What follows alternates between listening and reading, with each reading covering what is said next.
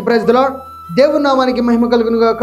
ఈరోజు దేవుని వాగ్దానం యాకోబు రాసిన పత్రిక 1వ అధ్యాయం 15-16 వచనాలు మనం గమనిస్తే, దురాశ గర్భము ధరించి పాపమును కనుక పాపము పరిపక్వమై మరణమును కనెను.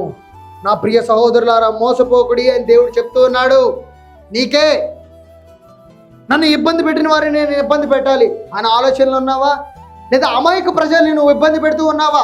నీ దుష్ట అలవాటులతో, దుష్ట సాంగత్యాలతో నువ్వు అలవాటు పడిపోయిన ఆ చెడు స్నేహాలతో నలుగురిని ఇబ్బంది పెడుతూ ఉన్నావా?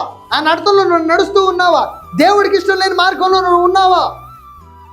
దుష్ట సాంగత్యం కలిగి ఉంట చాలా ప్రమాదం. ఏదో ఒక రోజు నువ్వు పడిపోతావని అనేక మార్లు మాట్లాడాడు దేవుడు. నువ్వు నలుగురిని నష్టపరచాలని ఆలోచిస్తూ ఉన్నావా? లేకపోతే ఎవరైనా ఎదుగుతూ ఉంటే ఓర్వని తను నీలో ఉందా? దేవుడు ఏం చెప్తూ ఉన్నాడు? దేవుడు ఏమంటూ ఉన్నాడు? శత్రువుని ప్రేమించాలి. నువ్వు ఉన్నావా? ఈరోజు ఆ మనసు కలిగి ఉందా నీకు? నలుగురిని ప్రేమించే మనసు నీకుందా? లేకపోతే ఎవరైనా ఏదనంటే వారిపైన కక్ష సాధింపులు ఉన్నాయా? ఈరోజు ఏం చెప్తుంది వాక్యం? దురాశ గర్భము ధరించి పాపమును కనెను. నువ్వు ఆ పాపం కనే వాళ్ళ ఉన్నావా? ఆ పాపం నువ్వు కంటూ ఉన్నావా? ఆ పాపం కంటే నువ్వు మరణాన్ని మాత్రం రుచి చూడగలుగుతావు. నిత్య జీవానికి నువ్వు నడిపించబడలేవు. దేవుడి నుంచి నిన్ను వేరు చేసేది ఆ పాపమే. గుర్తుంచుకో.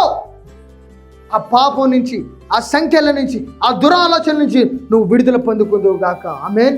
ప్రార్థిద్దాం.